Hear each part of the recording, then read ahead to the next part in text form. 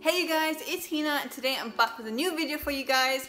Today it's going to be something on a serious topic, something which I feel needs to be spoken about. Now I've noticed in amongst a lot of young women in today's generation, there is something called body dysmorphia. Body dysmorphia is something that I have personally been dealing with, and I know quite a lot of family members that have been dealing with body dysmorphia as well. Now body dysmorphia is a mental condition where an individual who may be suffering from body dysmorphia will feel that their physical appearance is severely flawed. They may be feeling that they're comparing themselves to someone, they're looking on social media, looking at celebrities and comparing themselves to celebrities, looking at family members, and also avoiding mirrors, like they see the reflection and they won't want to look at it, or they'll see like pictures of themselves and they don't want to look at that either. Having social anxiety, which can mean when people talk to you and you don't want them to look at certain aspects of your face, like you'll look at yourself and be like, my face is ugly, I don't want that person to be looking at me, oh my god, if I look at them in the eye, what are they thinking about me? Avoiding eye contact and worrying more or less about how you look. Now about me personally, I was from 14 to 16 I had anorexia, and I was going through something called binging. Now binging is where you eat and eat and eat as much as you want during the day and you're afraid of putting on weight, so you start taking laxatives and you try your best to throw up whatever it is that you're eating to sort of lose that weight. I mean, I know it doesn't lose weight now, but back then when I was 14 I thought it did, so I was thinking, oh yeah, you know, I can eat all this food that I like to eat and never put on any weight, and it was unhealthy. And the reason I was doing this was because of media. Now, being 14 years old, you look at a magazine of a celebrity and you think to yourself, you know, this celebrity is skinny, this celebrity looks beautiful, I want to be just like that. 16 to 18 years old, that was when I became overweight because I realised that I was very, very skinny. Because I remember somebody said to me that, oh, I don't like skinny girls, I like my girls with a bit of meat on their bones, and that's disgusting. That is really disgusting. Now 16 to 18 years old I became overweight, and that was from comfort eating, which was just me eating whatever it was that I could find. I was really unhappy and I thought to myself, you know, all these fit girls that I see on social media, it was a lie. It was a big lie to me. Now I am healthy and I am positive now, but when it came to me being 16 years old, that was when Instagram became famous. And I'd look at all the women that I see on social media and I'd think to myself, you know, they look beautiful, but it might be because of plastic surgery, it might be because they have great genetics, and sort of comparing myself to them. It's just not healthy, you know, to be comparing yourself to somebody that much and to think to yourself that I'm ugly no matter what I do, because if you think to yourself, you are one of a kind and there's nobody on this earth that has your genetic structure, makeup the same as you. So you need to sort of respect your body and understand the importance of how positivity comes from within, rather than, you know, relying on other people to make your life positive. Now the causes of me having body dysmorphia was social media, like I just stated, and I was bullied a lot. Being overweight when I was 16, I remember coming across an auntie. I remember being at a wedding and my mother said to me, this auntie, you know, she's a nice lady, and I met her and my mom was like, this is my daughter, this is my son, and she looked at me and she said, oh, your son's skinny. And she looked at me and she went, she's fatter than him, me. And then, you know, when you hear that, you think to yourself, you just feel absolutely disgusted.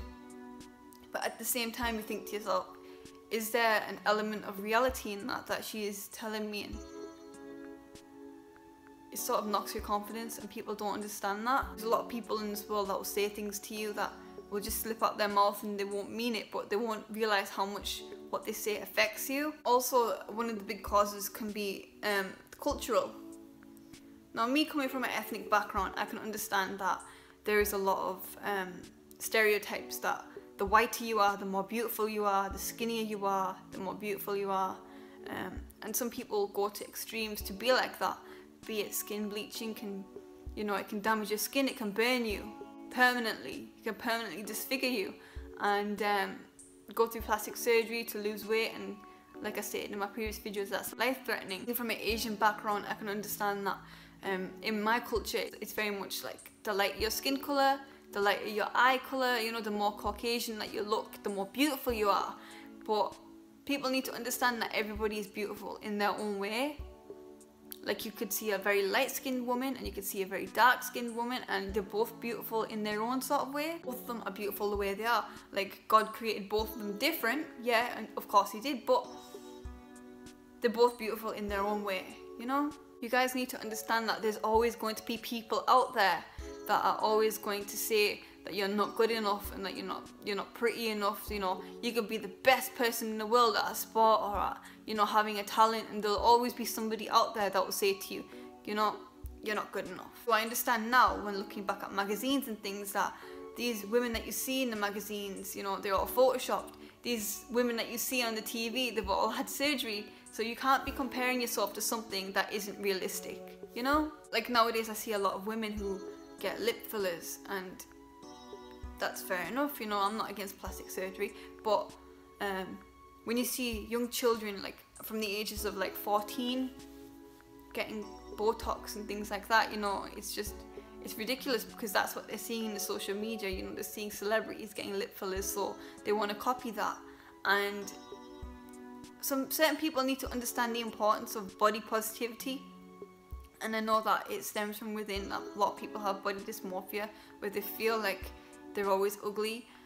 And personally, what helped me the most was trying to overcome that. I mean, I know that it's a very hard process trying to overcome that, but what helped me the most was step number one, staying the most positive, because you need to realize that there's always going to be negative people out there that are going to say nasty things to you, and you need to learn to have a thick skin and not let that get to you. So the second step I can give you guys is that you need to control social media, as in, like, if you see a celebrity with like a stick thin body and you're looking at yourself and being like, I want to look like that, you need to make sure that that doesn't affect you in the aspect that you're modeling yourself off somebody else, because modeling yourself off somebody else is not healthy and it's not positive for yourself, if that makes sense.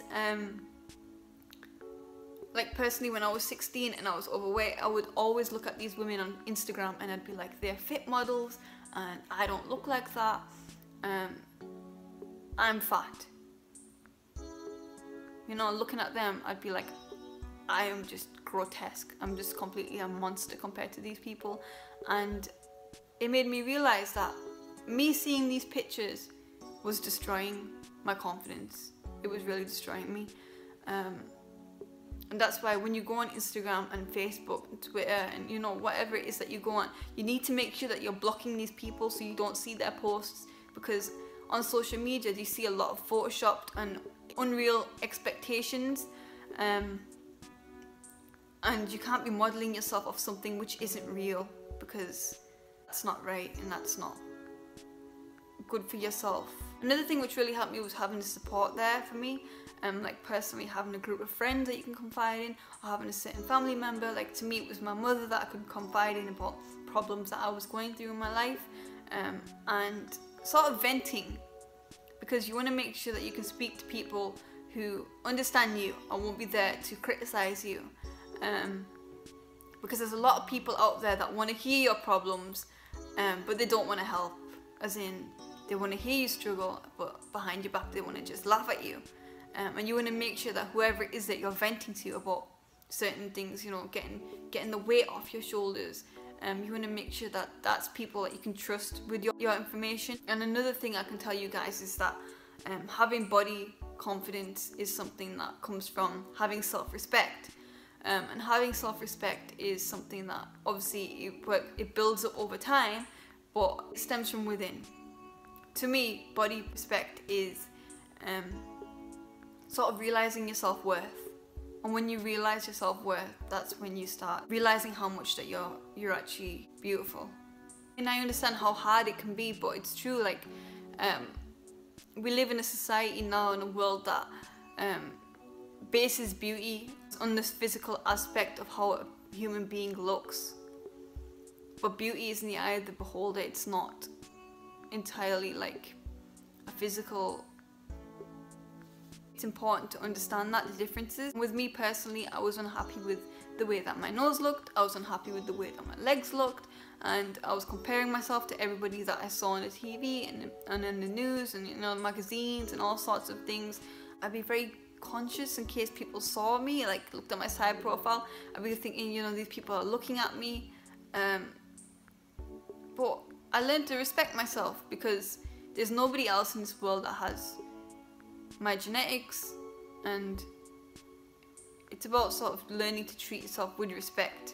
To me, having body respect is working out, because it gives you a sort of sense of peace, and it sort of really helps you mentally, because it relaxes your mind, and you need to find something that you feel that you can do to sort of relax your mind and take your mind off these things. And that's just another step to moving forward and to helping you guys sort of overcome body dysmorphia. Obviously, it's a very long process to do that, but taking steps forward is something that you can do to try and overcome that.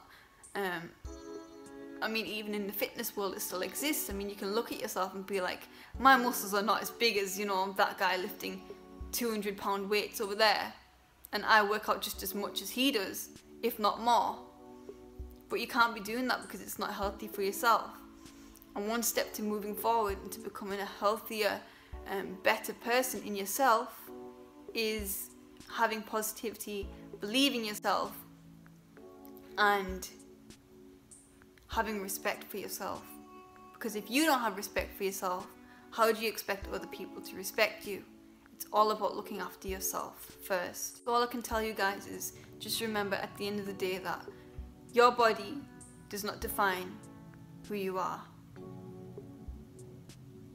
So guys, please don't forget to like and subscribe to my channel, and don't forget to follow me on my social media. The links will be in the description box below. I really love the support I've been receiving off you guys. You know, it makes me smile and it makes me so happy that I'm actually making a difference. And thank you guys for watching, and I'll see you in my next video.